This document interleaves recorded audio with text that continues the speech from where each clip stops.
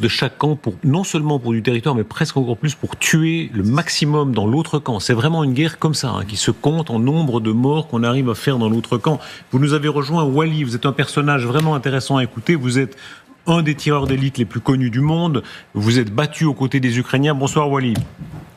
Bonsoir. Vous êtes Canadien en plus, vous êtes Donald Trump va vous annexer, vous nous direz après ce que vous en pensez en fin d'interview, vous nous direz si vous êtes prêt à être annexé. Je suis en train de préparer mes cocktails Molotov ici. Là. Alors j'ai pas compris, parce que qu'est-ce que vous avez dit, Wally? J'ai dit, je suis en train de préparer des cocktails Molotov ici. Ah, les cocktails Molotov, vous organiserez la résistance à Donald Trump, on verra, attendez. Mais pour l'instant, regardez cette séquence d'un tireur, on va voir des séquences russes et ukrainiennes. En l'occurrence, c'est un russe, tireur d'élite russe, regardez.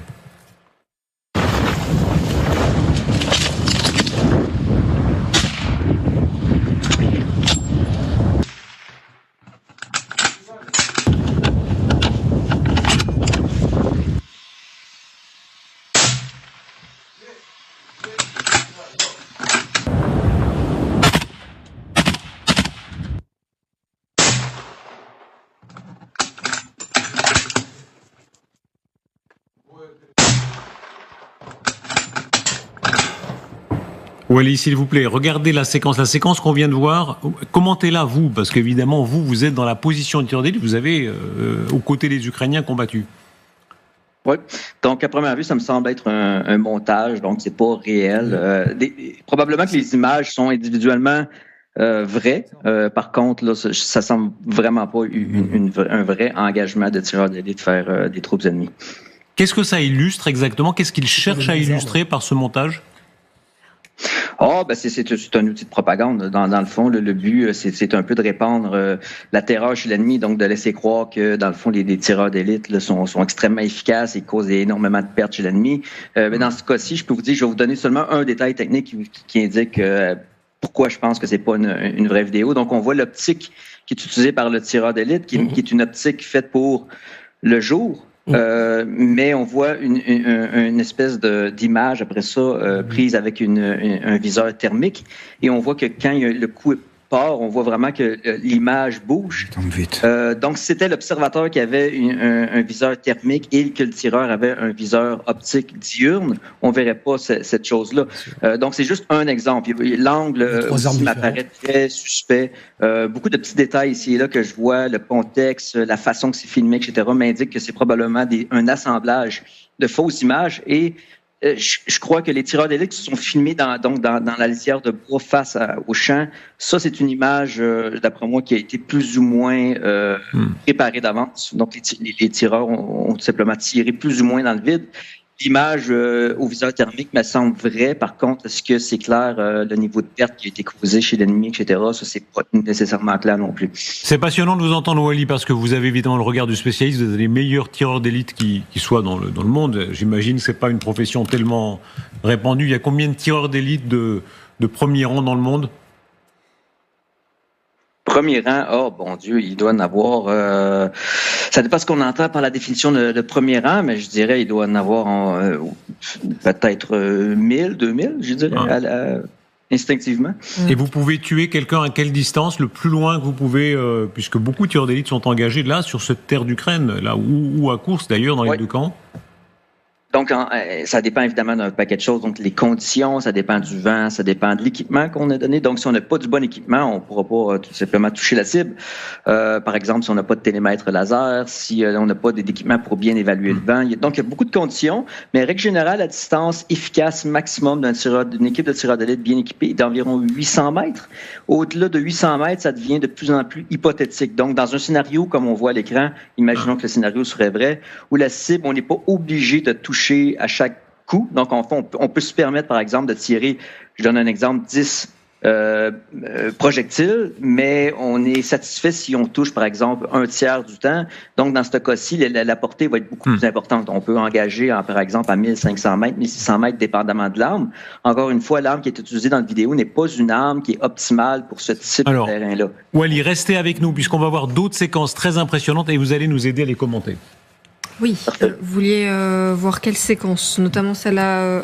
Oui, les combats à Kharkiv notamment, d'accord, Kharkiv, très bien. Non, mais parce qu'on a beaucoup de séquences à vous montrer. On a abondance sur le front ukrainien, et surtout, vous allez le voir, cette armée ukrainienne qui est toujours à la peine, en tout cas dans ces images qu'on va vous montrer. Là, on part plutôt dans le nord du pays, à Kharkiv. Vous allez voir ces Ukrainiens qui tentent de tenir et de repousser les Russes. Allez-y, avancez. Avancez, messieurs. Allez, plus, avancez. Plus vite, allez. Où va-t-on?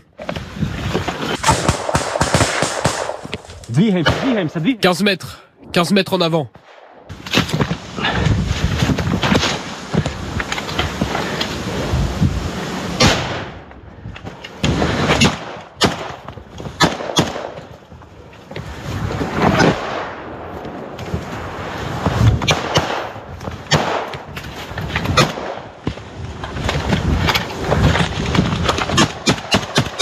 FPV. Drone.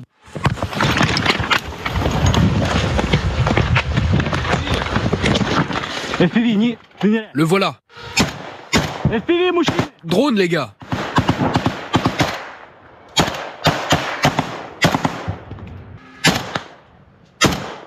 Yes, Bill. Je l'ai. Venez. Descendez. Oui. Alors sur la qualité du tir, c'est fascinant. On va entendre Wally dans un instant, mais qu'on comprenne bien, là, on a bien compris, ils essayent de toucher le drone en le visant. Hein. C'est ce qu'on appelle 762, faut quand même y aller. Ouais, là, faut y aller quand même, hein, parce que ça tire à quelques centaines de mètres. C'est pas non plus de la mitrailleuse lourde. Et c'est ce qu'on appelle la lutte anti-aérienne toutes armes. C'est-à-dire, on essaye de faire une espèce de boule de feu en avant du drone, parce que faut tenir compte de la vitesse d'avancée. Et donc ça, on l'apprend bien entendu à Saint-Cyr ou dans les écoles de formation. On fait une boule de feu en avant du drone pour pouvoir. Mais là, c'est une boule de feu ou c'est un tir? C'est une boule de feu, c'est-à-dire que c'est toutes les armes normalement qui doivent tirer en même temps. Là, c'était un peu plus léger, mais ils ont tiré quand même. Parce que c'est pas avec un fusil à cette distance-là qu'on dégomme un drone qui est en mouvement. Hein. Oui, surtout à travers les arbres. Ça rajoute encore la difficulté. Là, il y a pas mal d'armes qui tirent en même temps, en fait. Cette brigade, c'est le chic du chic de la brigade ukrainienne. Là, qu'on comprenne bien. C'est la 3e d'assaut, oui, c'est la brigade d'Azov, tout simplement, qui ont un statut à part. C'est vraiment l'une des meilleures formations de l'armée ukrainienne. Il y a vraiment une file d'attente pour s'inscrire, pour y rentrer. Et la sélection est très, très dure parce qu'il faut passer plusieurs examens physiques, aussi intellectuels, etc.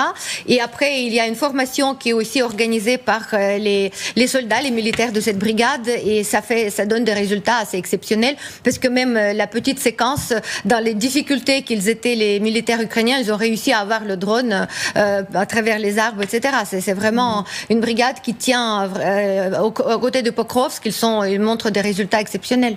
Wally, ce tir, est-ce que c'est possible de toucher un drone parce que ça avance à quelle vitesse un drone? 40 km/h? Ça dépend. Un Shahed, c'est presque à 200. Hein. Ouais. 200 km/h. Celui-là, visiblement, c'était un petit modèle qui faisait de la reconnaissance, de l'observation, etc. Mais oui, un drone, les gros Shahed, ils vont à 200 km/h. Oui. Wally, est-ce que c'est possible de toucher le drone dans ces conditions? Oui, le problème avec les soldats tirent extrêmement mal au front, même quand ils sont bien entraînés, et c'est souvent en assumant qu'ils ont le bon entraînement, la bonne arme, souvent juste en raison de la nervosité. Tous les soldats, donc en général, même les tireurs d'élite d'ailleurs, souvent, particulièrement les tireurs d'élite qui sont moins expérimentés, vont tirer vraiment mal. Donc, toucher un drone est extrêmement difficile. Les drones, ce qu'on appelle les FPV, peuvent aller, par exemple, à des 200-ish km/h, certains modèles plus rapidement. Ce qu'il faut comprendre aussi, c'est qu'il y a plusieurs types de drones. Donc, en résumé, il y a 3 types de drones. Il y a les drones de reconnaissance, il y a les drones, ce qu'on appelle les droppers, donc ceux qui vont larguer des grenades ou des bombes. Et il y a finalement ce qu'on appelle les kamikazes, donc les espèces de drones suicides qui possèdent souvent une tête d'RPG, dans le fond, un lance-roquette soviétique. Donc, ils vont littéralement foncer vers la cible.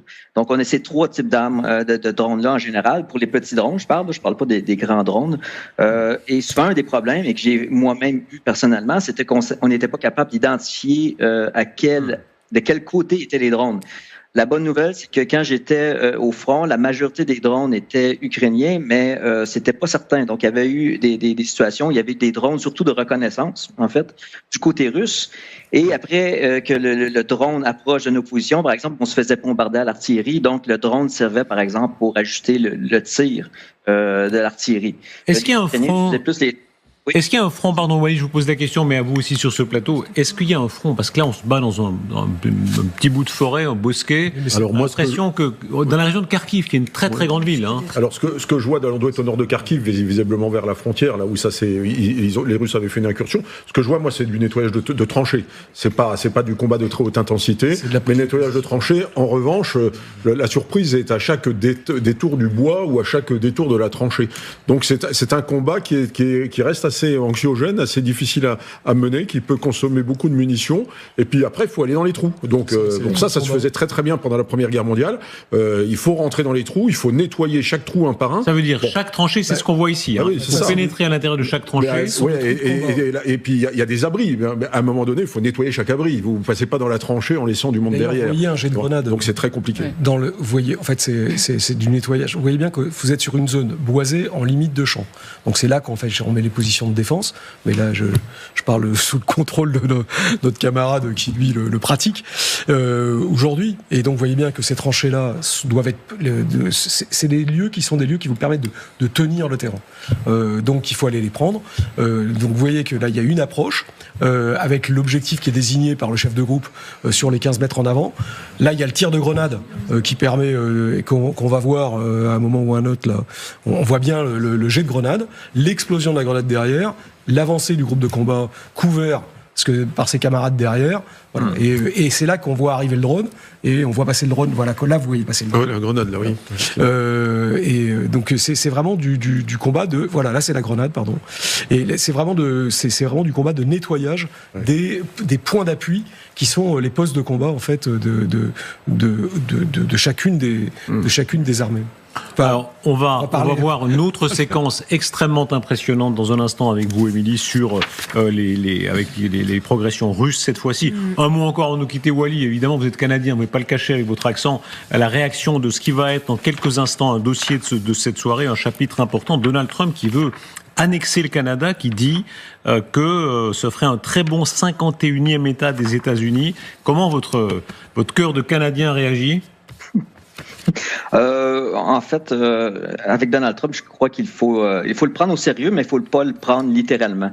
Donc, bon, c'est une autre déclaration de Trump là, que on doit garder notre calme. Moi, ce qui me fait plus peur, c'est plus les tarifs, dans le fond, qui risquent de déclencher une crise économique. Les taxes. Que l'annexion, dans le fond. Si vous deviez voter autour de vous, s'il devait y avoir un référendum, est-ce qu'il y a des gens qui voteraient le rattachement aux États-Unis d'Amérique ? En théorie, oui. Donc, ça me surprend ces questions. C'est intéressant. Donc, je dirais peut-être 10% des gens, là, en général, au Canada, peut-être voteraient. Là, je dis ça, c'est un guess, là, comme on dit en anglais, donc j'ai aucune idée. Mais à voir un peu les réactions, je dirais que peut-être 10% qui considéraient ça sérieusement.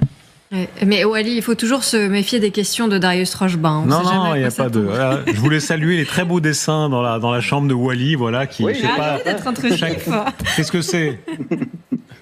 Qu'est-ce que c'est, Wally, ces horreurs au mur ? Ah, c'est mes enfants, tout simplement. Donc, c'est les mêmes que ceux de votre fille. Pardon.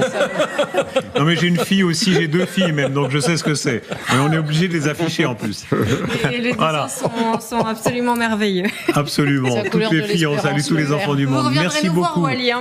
Merci Wally. Et je recommande, vous allez bientôt sortir un livre et vous serez présent sur ce plateau. Merci beaucoup, Wally. Avançons avec vous, Émilie. Vous êtes insortable, Darius. J'ai honte. On part dans l'oblast de Donetsk. On était dans le nord, du côté de Kharkiv. Cette fois, on va à Tchassiviar. On en a beaucoup parlé. Vous allez voir ce drone russe qui attaque un bâtiment ukrainien. Donc, vous allez le voir sur ces images. Alors, ce que les Russes disent, c'est qu'ils ont détruit un bâtiment des forces armées ukrainiennes, donc source russe. Hein, et la Russie annonce des pertes d'effectifs. Voilà, Catherine, on prend toujours ces informations avec des pincettes parce qu'elles viennent des Ukrainiens, des Russes. Oui, mais c'est vraisemblable parce qu'évidemment, il y a une guerre terrible et que on sait que les affrontements sont extrêmement féroces. Maintenant, effectivement, on n'a aucun moyen de confirmer ou pas. La perte d'effectifs, notamment. Voilà, mais perte d'effectifs, bien sûr, on sait très bien. Alors, les Russes perdent plus d'hommes que les Ukrainiens, mais les Ukrainiens, on sait qu'ils consentent des sacrifices très importants aussi pour défendre leurs terres. Donc, que les Russes aujourd'hui disent qu'ils ont détruit une cible et puis fait des morts côté ukrainien, évidemment. évidemment, mais il n'y a aucun moyen de pouvoir le confirmer. Si ce n'est quand les Ukrainiens, parfois effectivement les Ukrainiens confirment le résultat d'un combat, mais là tant qu'on n'a pas les deux versions, c'est difficile de se prononcer. Général, la consommation en vies humaines et en blessés, en estropiés, en personnes mutilées, il y a là quelque chose de tout à fait vertigineux, comme après la Première Guerre mondiale en particulier. Oui, comme après la Première Guerre mondiale, puisque le Britannique l'a estimé cette semaine qu'il devait avoir à peu près 800 000 pertes, avec 790 000 me semble-t-il, donc morts, blessés, prisonniers, disparus, déserteurs, etc. Donc là, 800 000 pertes, ça fait 150 à 200 000 morts. Donc ça fait quelque chose d'absolument considérable. Et on sait que, bien sûr, à l'assaut, et compte tenu du fait qu'ils ne sont pas économes des vies humaines, quelquefois c'est un mort ukrainien pour 5 morts, 6 morts russes, qui sont des ratios qu'on trouvait pendant la Deuxième Guerre mondiale face à la Wehrmacht. Donc ça n'a pas changé. On voudrait aussi vous montrer cette autre image, ce lancement d'un drone russe qui appelle à la reddition des soldats. Alors on avait déjà vu certaines images comme ça qui circulaient, notamment à Kourakové, c'est cette ville que les Russes affirment avoir pris depuis hier. Là, vous allez le voir, sont des drones qui appellent donc les soldats ukrainiens à se rendre, et surtout dans les haut-parleurs et dans les messages qui sont transmis, on entend surtout les Russes affirmer aux Ukrainiens qu'ils sont en train de perdre du territoire et qu'il n'y a plus d'espoir autre que celui de se rendre donc. Ils ne font pas qu'avec les drones. Militaires ukrainiens des forces armées de l'Ukraine. Depuis juin 2023, dans la direction de Bakhmout et de Tchassivyar, nous avons broyé toutes vos unités et fortifications. Déposez vos armes et rejoignez-nous. Nous avons de la bonne nourriture de notre côté.